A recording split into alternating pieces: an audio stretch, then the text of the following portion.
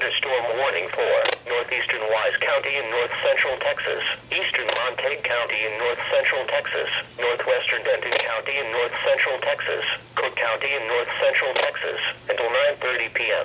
At 8:29 p.m., a severe thunderstorm was located near Forestburg, 18 miles west of Gainesville, moving northeast at 30 miles per hour.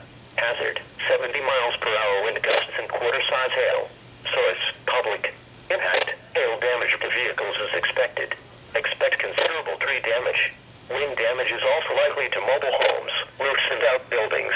Locations impacted include Gainesville, Sanger, Nakona, Pilot Point, Munster, St. Joe, Lindsay, Callisburg, Lake Kiowa, Forestburg, Rear Roberts Park, Johnson Branch, Rear Roberts Park, Kyle B. Bois, and Valley View.